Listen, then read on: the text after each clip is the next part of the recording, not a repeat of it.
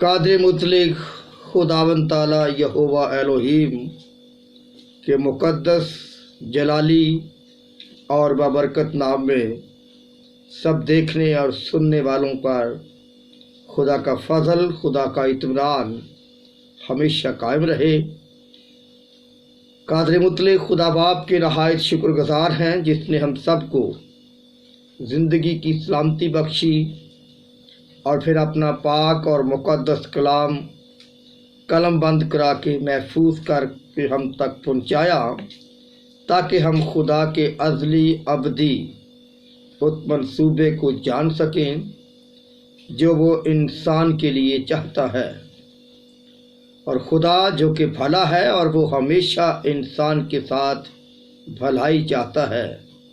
تو کلام مقدس میں سے زبور نمبر 24 کی چند آیات پہلے پڑھیں گے۔ زمین اور اس کی معموری خداوند ہی کی ہے، جہان اور اس کے باشندے بھی، کیونکہ اس نے سمندروں پر اس کی بنیاد رکھی اور سیلابوں پر اسے قائم کیا۔ خداوند کے پہاڑ پر کون چڑھے گا اور اس کے مقدس مقام پر کون کھڑا ہوگا؟ وہی جس کے ہاتھ صاف ہیں اور جس کا دل پاک ہے، جس نے بطالت پر دل نہیں لگایا اور مکر سے قسم نہیں کھائی، وہ خداوند کی طرف سے برکت پائے گا۔ کلام مقدس میں سے آج ہم جس آیت پر غور کریں گے، عبرانیوں کے نام مقدس پالوس رسول کا خط، اس کا 12واں باب اور اس کی 14ویں آیت میں لکھا ہے، سب کے ساتھ میل ملاپ رکھنے اور اس پاکیزگی کے طالب رہو جس کے بغیر کوئی خداوند کو نہ دیکھے گا۔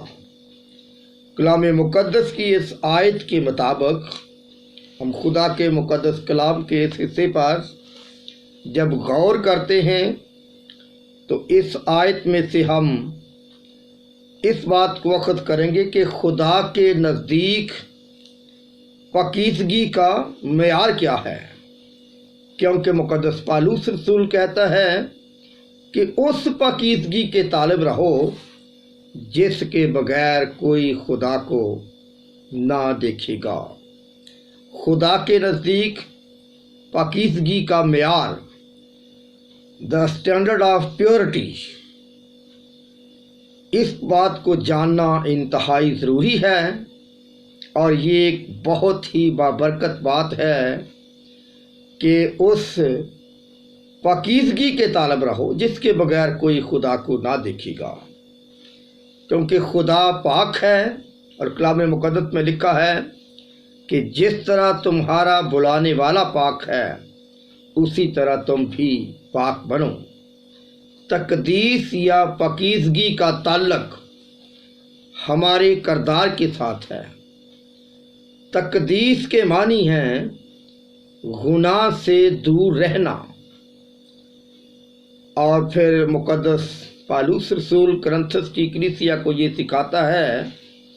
کہ بے ایمان کے ساتھ ناہموار جوئے میں نہ جتو، دنیا کی چیزوں سے محبت نہ رکھو۔ لیکن اس کے برعکس ابلیس کیا چاہتا ہے؟ ابلیس ہمارے اندر وہ پاکیزگی بننے نہیں دیتا۔ ابلیس چاہتا ہے کہ ہم مذہبی لوگ تو بنے رہیں لیکن گناہ سے علیحدہ نہ ہوں۔ وہ ایسا فریب سکھانا چاہتا ہے کہ ہم مذہبی بن کر ظاہری طور پر تو مذہبی بنے رہیں لیکن گناہ سے علیحدہ نہ ہوں۔ ابلیس چاہتا ہے کہ ہم اپنی دولت دوسرے کاموں پر خرچ کریں، دنیاوی چیزوں پر خرچ کریں، اپنی عیش و عشرت پر خرچ کریں، لیکن خدا کے کاموں سے دور رہیں، اور اس پر سوچنے کی ضرورت ہے کہ پاکیزگی کا کردار کیا ہے،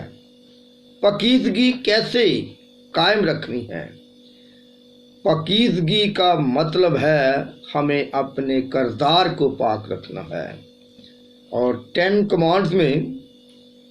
خدا نے یہ سکھایا کہ ماں باپ کی عزت کرو، اور پھر خدا ہمیں یہ سکھانا چاہتا ہے کہ ہم اس دنیا میں رہ کر چوری نہ کریں، کیونکہ یہ حکم ہے کہ تم چوری نہ کرو۔ اور پاکیزگی کا معیار یہ بھی ہے کہ دغا بازی نہ کریں، جھوٹ نہ بولیں، جھوٹی قسم نہ کھائیں، پڑوسی پر ظلم نہ کریں، اور مزدوروں کی مزدوری بر وقت ادا کرتے رہیں۔ اس لیے فیصلہ کرتے وقت ناراستی سے کام نہیں لینا چاہیے، یہ بات بھی ہمارے کردار پر اثر انداز ہوتی ہے۔ اور کلام مقدس یہ بھی سکھاتا ہے کہ اپنے بھائی سے بغض نہ رکھو۔ کلام مقدس یہ بھی سکھاتا ہے کہ ہمیں انتقام نہیں لینا چاہیے، اپنا فیصلہ خدا کے ہاتھ میں دینا چاہیے۔ اپنے ہمسائے سے اپنے برابر محبت رکھنا، یہ بھی کردار کی پاکیزگی میں آتا ہے۔ اور مبارک بادیوں میں پہاڑی واد میں لکھا ہے، مبارک ہیں وہ جو دل کے پاک ہیں، کیونکہ وہ خدا کو دیکھیں گے۔ خدا کو دیکھنے کی خواہش انسان کے اندر درینہ ہے، اور اس خواہش کا اظہار بزرگ موسیٰ نے بھی کیا تھا۔ اور پھر کلام مقدس میں سے زبور نمبر 24 میں بیان دیا گیا ہے کہ خداوند کے پہاڑ پر کون چڑھے گا، اور اس کے مقدس مقام پر کون کھڑا ہوگا۔ مقدس داؤد ایک معیار بیان کرتا ہے کہ خداوند کے پہاڑ پر کون چڑھے گا اور اس کے مقدس مقام پر کون کھڑا ہوگا۔ آگے پھر اس کی وضاحت کی گئی ہے کہ وہی جس کے ہاتھ صاف ہیں اور جس کا دل پاک ہو۔ بزرگ داؤد نے یہ چاہا کہ میں خدا کا گھر بناؤں، وہ خدا کا گھر بنانا چاہتا تھا، لیکن خدا نے اس سے کہا کہ تو میرا گھر نہیں بنا سکتا، کیونکہ تیرے ہاتھ خون آلودہ ہیں۔ لیکن خدا نے کہا کہ تو وہ گھر نہیں بنا سکتا، بلکہ جو تیرے صلب سے پیدا ہوگا وہی اس گھر کو بنائے گا۔ اور پھر اس کے علاوہ مقدس پطرس کا پہلا خط پڑھیں تو اس کے پہلے خط میں 3 باب میں بھی یہ بات باور کرائی گئی ہے۔ مقدس پطرس کہتا ہے کہ اگر کوئی زندگی میں خوش ہونا اور اچھے دن دیکھنا چاہتا ہے تو اسے کیا کرنا چاہیے۔ کلام مقدس میں لکھا ہے، غرض سب کے سب یک دل اور ہمدرد رہو، برادرانہ محبت رکھو، نرم دل اور فروتن بنو، بدی کے عوض بدی نہ کرو، گالی کے بدلے گالی نہ دو، بلکہ اس کے برعکس برکت چاہو، کیونکہ تم برکت کے وارث ہونے کے لیے بلائے گئے ہو۔ چنانچہ جو کوئی زندگی سے خوش ہونا اور اچھے دن دیکھنا چاہتا ہے، وہ زبان کو بدی سے اور ہونٹوں کو مکر کی بات کہنے سے باز رکھے، بدی سے کنارہ کرے، نیکی کو عمل میں لائے، صلح کا طالب ہو اور اس کی کوشش میں رہے۔ یہاں پر مقدس پطرس بھی ہمیں اس بات کی طرف لے جانا چاہتا ہے کہ اس پاکیزگی کے طالب رہو۔ یہ پاکیزگی ہمارے کردار کی پاکیزگی ہے، یہ پاکیزگی میل ملاپ کی پاکیزگی ہے، برادرانہ محبت رکھنے کی پاکیزگی ہے، نرم دل اور فروتن بننے کی پاکیزگی ہے، اور پھر سب سے بڑھ کر کہ بدی کے عوض بدی نہ کرو۔ اور جو کوئی شخص زندگی سے خوش ہونا اور اچھے دن دیکھنا چاہتا ہے، اس کے لیے یہ معیار ہے کہ وہ زبان کو بدی سے اور ہونٹوں کو مکر کی بات کہنے سے باز رکھے۔ اور پھر یوحنا کی انجیل میں ایک پڑھتے ہیں ہم ذکر 13ویں باب میں، جب خداوند یسوع مسیح نے اپنے شاگردوں کے پاؤں دھوئے تو پطرس نے یہ التجا کی اور خداوند یسوع مسیح نے اس سے کہا کہ جو نہا چکا اسے صرف پاؤں دھونے کی ضرورت ہے۔ اب یہاں پر یسوع مسیح پطرس کو کیا سکھانا چاہتا ہے؟ خداوند یسوع مسیح نے پطرس کو کہیں بھی کسی پانی سے نہیں نہلایا، لیکن اسے کہا کہ جو نہا چکا اسے تیاری کی ضرورت ہے، جو ایمان لا چکا ہے اسے پاک ہونے کی ضرورت ہے، تقدیس میں، پاکیزگی میں اسے بڑھنے کی ضرورت ہے، اور مسیح کے وسیلہ سے نئی زندگی کا آغاز کیسا ہوتا ہے، اس کے لیے مقدس پالوس رسول افسس کی کلیسیا کے نام جب خط لکھتا ہے تو اس کے 5ویں باب میں افسس کی کلیسیا کو وہ باور کراتا ہے، 5واں باب اور اس کی 22ویں آیت میں وہ اس طرح سکھانا چاہتا ہے کہ ہمیں اپنی زندگی کے معیار کو کس طرح برقرار رکھنا ہے، اپنے رشتوں کو کس طرح مینٹین کرنا ہے، اپنے رشتوں کے اندر کس طرح ایک دوسرے کو عزت کی روح سے جاننا ہے، اور یہاں پر تمثیل کے وسیلہ سے سکھایا گیا ہے، ایک رشتے کے وسیلہ سے سکھایا گیا ہے، چونکہ مسیح اور کلیسیا کے رشتے کو بیوی اور شوہر کے رشتے سے جوڑا گیا ہے، اور پالوس رسول یہاں پر مخاطب ہے جب بیویوں سے، تو دراصل اس کے اصل سکھانے کا مقصد یہ ہے کہ ہمیں آسمانی زندگی میں داخل ہونے کے لیے کیسا کردار نبھانے کی ضرورت ہے۔ یہاں پر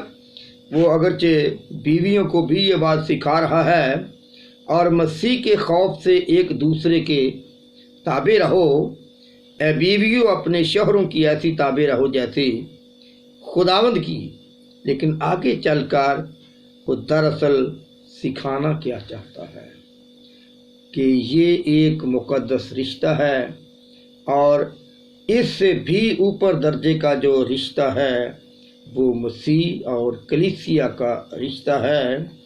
اور وہ یہ سکھانا چاہتا ہے تاکہ اس کو کلام کے ساتھ پانی سے غسل دے کر اور صاف کر کے مقدس بنائے،